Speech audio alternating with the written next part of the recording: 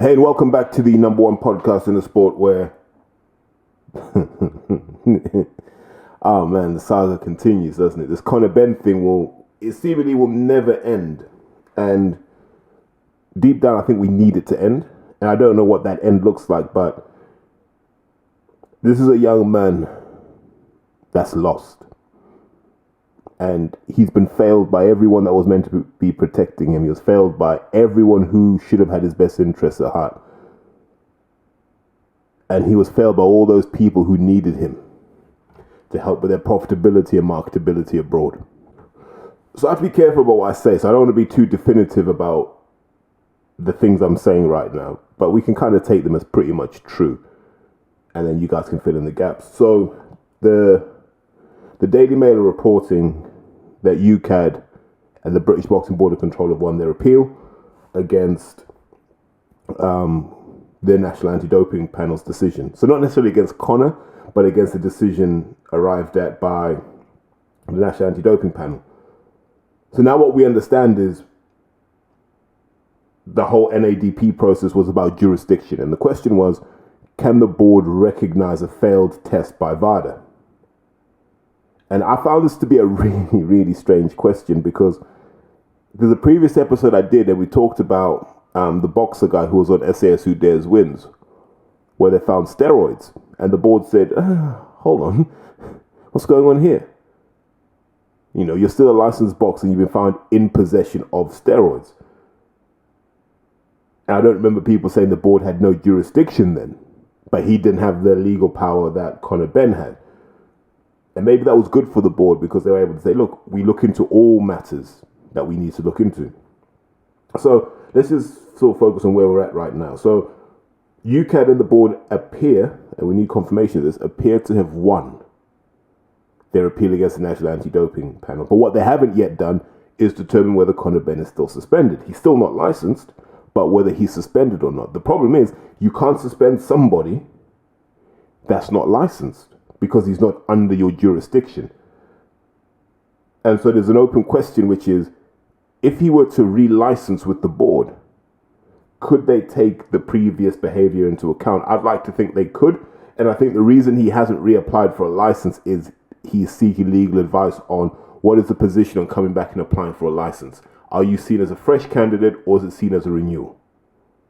If I was the board right now, I would be shoring up those rules and I'd be saying, look, anyone who has previously held a license cannot apply for another one. Instead, you can only reactivate or renew a license you previously had. And that means you will be covered by what was done under the guise of that license. But let's spin it back. So in the summer of 2022, Conor Benn is, who knows, ticking over, negotiating a Eubank fight. He's doing what he does. And he gets tested by VADA. And VADA find traces of clomiphene. Which, okay, cool, right? So this is communicated to everyone who's party to the agreement, as we've established, right? Everyone finds out Conor's failed the test. People move on and they go, we're happy with the science behind it. These things happen. Has a test a month later. Trace amounts of clomiphene found again. Right, so these two tests failed. Now, to the public, this wasn't known. But inside of the boxing world, it was known that Conor had failed 2 tests. Why? Because boxing's a very leaky sport. Stuff gets out all the time. So a lot of us sat on that information. And we're like, oh, okay. And then when the fight was announced, you're like, oh, okay. You're going to work with this doctor. But we know what's happened. And I remember sharing the screenshot and saying people need to start asking questions now. 4 or 5 weeks later, the fight gets cancelled because it's like it comes out in the media that Conor Benn's failed 2 tests. And fans are quite rightly outraged. Number one, how has he been able to fail 2 tests and then show up to fight week? Where's the governance? Number 2, when there's all that noise of we might go ahead with the fight anyway under a different licensing authority, you're like, oh my God. Like, they're really trying to break the governing body here. And I think in that fight week, the board were fighting for their lives. So by the time that Eubank Benn fight is cancelled, we now know Conor Benn failed 2 tests. We know he was working with a doctor who's known for operating in this space, and I don't think makes any bones about it. You can see the guys he works with, and you'd naturally draw suspicions yourself. So then it's almost mayhem and disaster after he comes out swinging. That wasn't in my system. The lab got it wrong, and this, that, and the third. All these sorts of things happened. Interviews all the time. Hearn's trying to get involved but not get involved, but Hearn can see one of his cash cows messing up the bag, essentially, right? He's just struggling. Hearn's struggling to keep this kid in line. You can see that Hearn's like, look, someone's got to talk to him, because if he just keeps his mouth shut, keeps his head down, we'll get through this. But Conor was too prideful for that. So then we had the WBC say, well, he's cleared to box under our boxing program. He's given us the information we need, although they've never said what it was. I just imagine someone greased their palms. They kept it moving. And so then we hit this really weird place where Conor Benn says he's cleared to box. The board say, we still have questions. And until we get our questions answered, we can't grant him a license. And Conor's like, well, if I don't have a license, I don't have to answer their questions. I'll see what the lawyers say.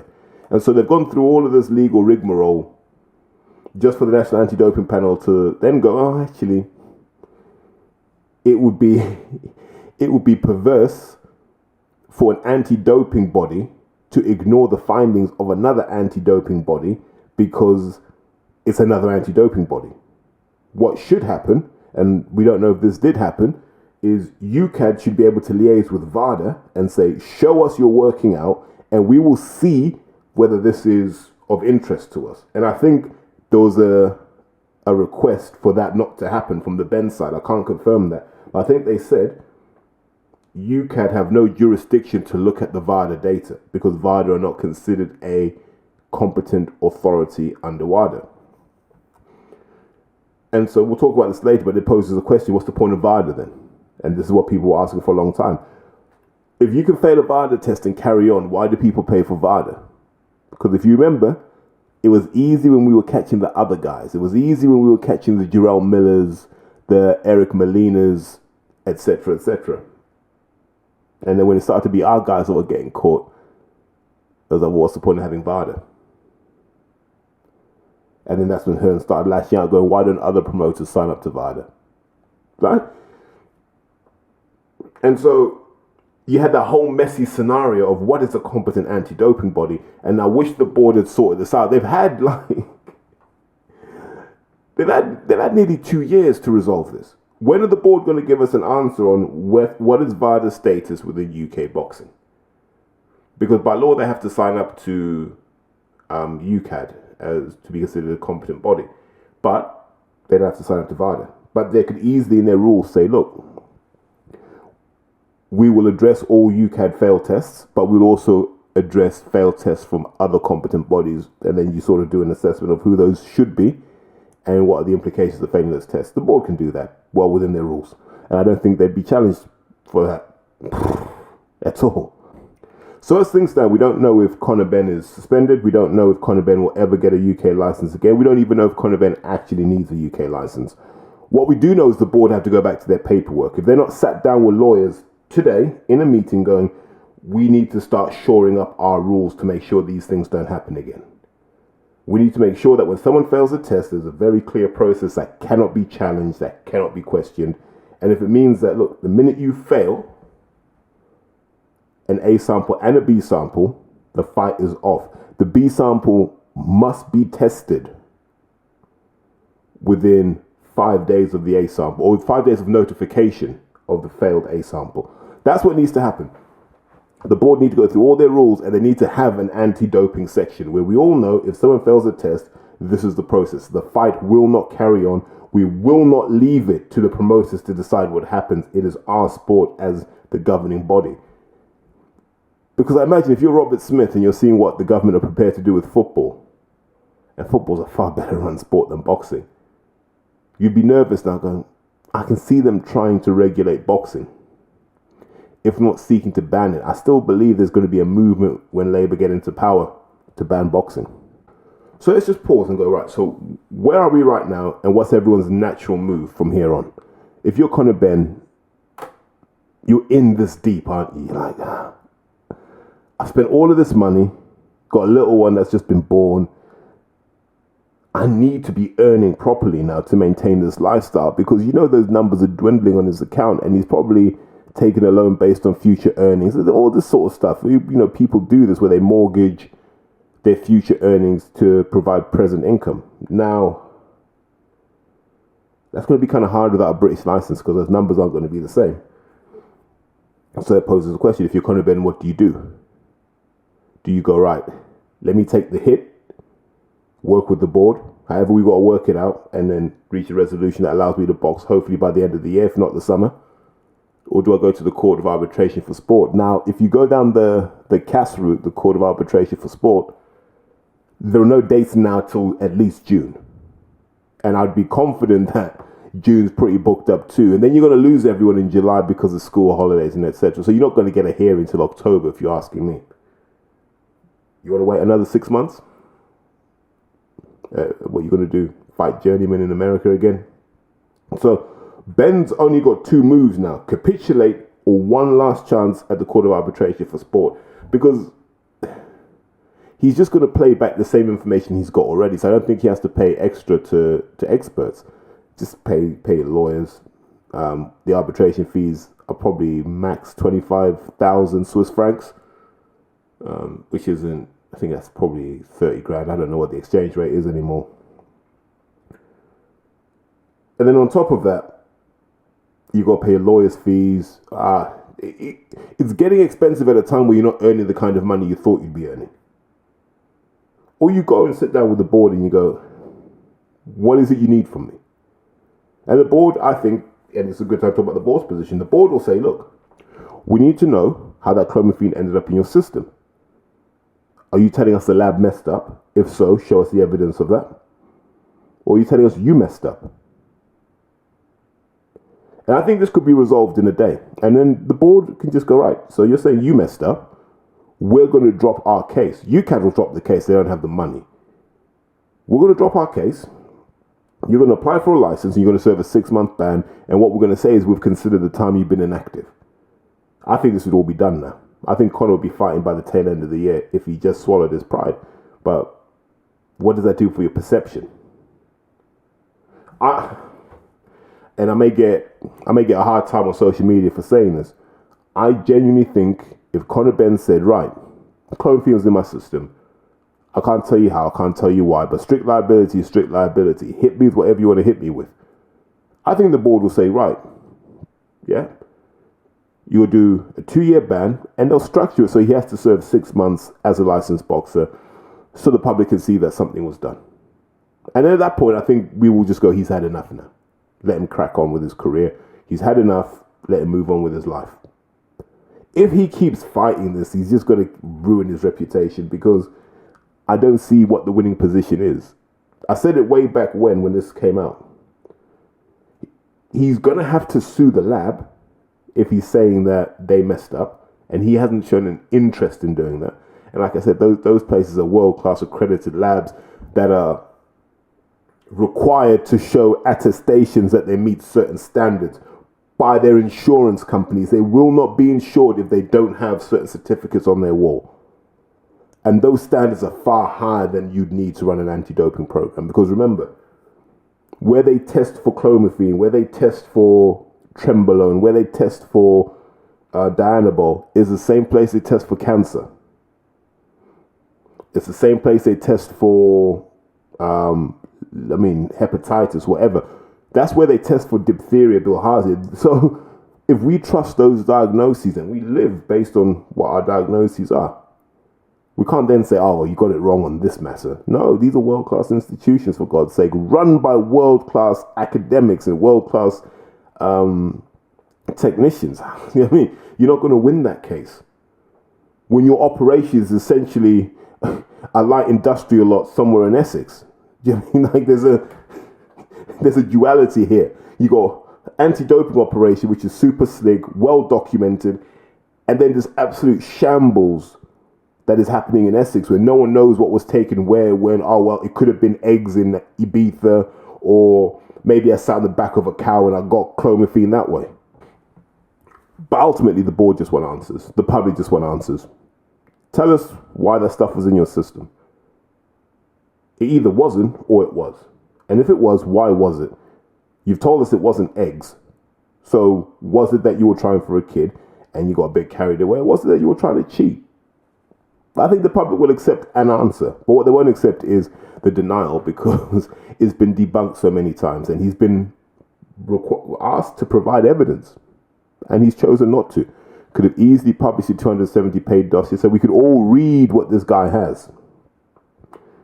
But that hasn't happened. He could come out now and he could say, here's the process, here's all the paperwork. Review it if you want. That won't happen. So how are you supposed to get the public on side? I don't understand that. And it's so sad and it's painful to watch a young man ruin his career because he's been badly advised by people whose only incentive was to use him as a cash cow. Where's his dad? Where's his dad? Like, this kid must be going through hell. Like, we forget Conor Benn's not from the streets. Conor Benn is not from the struggle his old man is. And that's a good thing. That shows boxing works. But when you're from that coddled, privileged, well looked after world, things like this hit you harder because you're just not used to these setbacks. And I think it's about to get more and more real for him the longer he drags this out. Because we've got to look at what it means going forward now. So let's look at Conor Benn's situation. I'm trying to be as objective as I can about this, but people say, you're biased against him. But Conor Benn had a really successful model, right? Next gen, live with your dad's name for a bit. And what you were then able to do was set him up in the UK off his dad's name, like his old man would show up and you're like, oh my God, baby Ben. Because it helped us hark back to the nights we had with his dad. He developed that similar style, which isn't how he started out, by the way. But, you know, the people with spreadsheets and social media reports were like, you might need to do it this way. And that worked when you were fighting people who had seen better days. Your Chris Algieri's, who's the other guy? Did he fight Van Heerden as well? Probably dig up Vanis Matrosian as well. But I know he sparred him, so there you go. And that model worked. Yeah, because he could claim all these good names. Did he fight Vargas as well? While calling out names of guys who are washed up. And I don't mean that in a disrespectful way, but these guys have seen better days. Khan has seen better days. Brooke has seen better days. And you're calling out those sorts of names. And he was calling out Eubank when Eubank was vulnerable. And that model worked as long as he had a license in the UK, because he could make money in the UK. It was easy to make money in the UK. It was a model Hearn loved because for a while it worked. And that's why we got Campbell Hatton. Because it was like, well, if I can do one, I can do another one. And then when Kevin Mitchell's lad comes on stream, wait, this is easy money without having to try. I'm not having to build people's names up anymore. I only have to promote. I don't have to build fighters up anymore. So that was the Ben model, and it made millions. Why? Because people were suckers. A lot of boxing fans. How do you put it? Remember, a lot of boxing fans are vulnerable mentally and emotionally. A lot of boxing fans are people who struggle to get girlfriends or struggle to adapt in society. People who, when you ask them about school, absolutely hated it. And I've said it, like, boxing fans love boxing because it's a chance to be closer to the tough kid. It's a chance to be closer to the hard man that they were never able to do at school. But here they can. Because think about this. Imagine you were at school and that kid who you knew could handle himself at school. There's always one, wasn't there, where you're like, nah, I think this guy could batter the teachers. But what you couldn't do at school was drop to your knees and lick his boots and tell him, I worship the ground you walk on. I'd love to be like you. You couldn't do that. Like, the ladies could, but men couldn't. As much as you may have wanted to. We had lads like that at school. You know, they'd get suspended or expelled, and you'd see them the next day, and they'd show up on a motocross bike or something. And I know that there were lads who just wanted to, I don't even know, like just worship them, hold them, grab their hand, let them be dog walked, and all this sort of stuff. Because in some situations, men want to submit to other men, and a lot of boxing fans are drawn to boxing because it allows them to submit, to worship, and to put themselves in service of another man based on his capacity to fight and his capacity to protect. They feel safe being boxing fans. A lot of people like that. And that's why Conor Benn hasn't been treated more critically than maybe he deserves to be. Because this guy failed 2 drugs tests. And we're still 100% confident that he failed 2 drugs tests. There's been nothing to shake that belief. There's been nothing to challenge that belief. Yet still you have grown men acting like nothing's happening. They just want to see him in the ring again. And that's what I mean. A lot of grown men want to submit to another grown man because then they feel safe and they feel that I don't have to be a man anymore. He's the man for me because now I don't have to be a man. I don't have to be a protector. I don't have to be brave. I don't have to be a provider. I don't have to get off my backside and be ambitious. He'll do all of that for me and I'll live through him. And a lot of people like that. And that's why I say beware who you argue with on social media. Because you might be arguing with one of those guys and you're never going to win because the art of submitting is you know that person better than they know themselves. You can't argue. Like they're so emotionally invested in it that it's a battle you can't win. And so that's what that whole model's built on. The whole Matchroom model's built on finding those sorts of simps, cucks, whatever you want to call them, and taking money from them. And Conor Benn was a big part of that, as has been Anthony Joshua. Conor Benn without a British license is a Ferrari with no wheels. It's almost without purpose, isn't it? You're just there revving the engine in your leather seats, but you're not going anywhere. You know, there's only so much money you can make having Conor Benn fight people like Luis Collazo in Port Arthur, Texas, you know, in a ballroom somewhere. There's only so much money you can make taking someone who isn't universally known and having them fight people no one cares about anymore. You know what I mean? What are you going to do? Have him fight Leon Lawson III in Atlanta? There's no money in Conor Benn if he doesn't fight here. That's why they're trying to hawk him out to Saudi. But the Saudis are like, Conor Benn's not a strategic asset. I mean, no matter how much Hearn tries to sell it, he's not a strategic asset. He doesn't have a belt. He doesn't have a legacy. He doesn't have anything. And what are you going to do? Okay, he beats Pacquiao. Then what? You know what I mean? Like, then what? You know, dig up Mayweather? Oh, we'll offer money to fight Mayweather. He'd probably lose that. And so here's the real issue. Conor Benn without British license is no use to Hearn. It's just another overhead. Now, I don't know how much money Hearn, Sims, whoever, I don't know how much they're into Conor for, but without British fights, they're not getting that money out. You can traipse around the world, Australia, wherever, trying to find a market for him. It's not going to help you. So if I'm Hearn and I'm sat in that office in Moscow, I was about to do my Coogan interview, I'm saying to myself, I've got to get him his British license or I've got to let him go. You know, you guys saw the numbers, right? Matchroom's boxing profit, was it to June 2023? Was down from the previous year. Would Conor Benn make a material impact on that bottom line for boxing? 100%. If Conor Benn fights 2 or 3 times a year, it's profitable every time. That's in the UK, like not Port Arthur, Texas, not Oxnard, California, do you know what I mean? Not Portland, Oregon, not Kansas City, Missouri. Yeah, Jesus, not Savannah, Georgia. London, Birmingham, Manchester. That's where you make money with Conor. And if Hearn can't do that, what's the point? And at some point, Hearn's going to go, mate, you got to cop the ban. Like, time is money right now.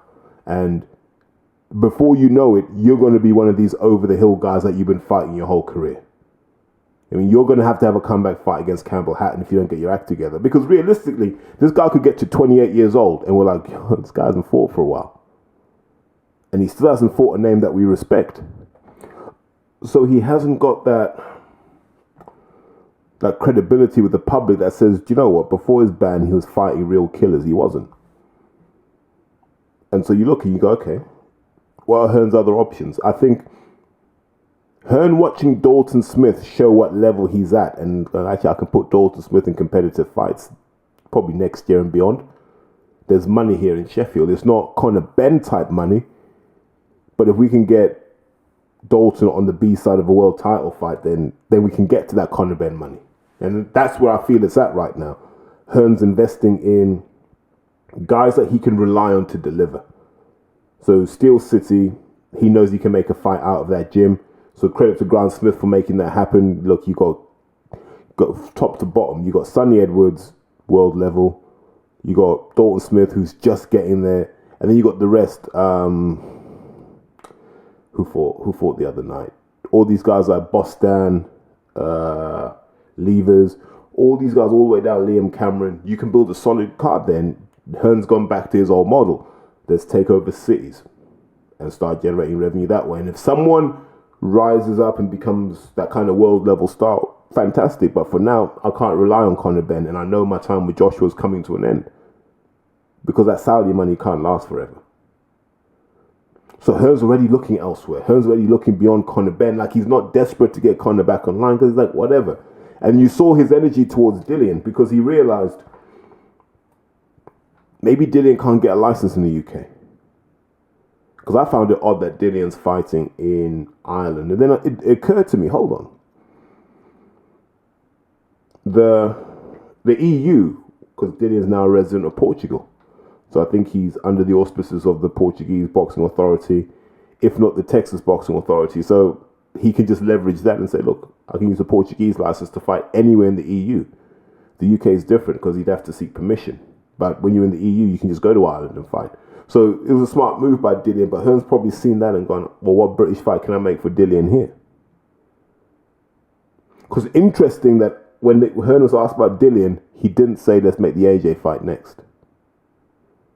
Let's make the AJ fight next in Wembley. Didn't say it at all. So maybe Hearn's just looking elsewhere now and saying, I want a stable of people who are loyal to me, get everyone under contract, and we all work together.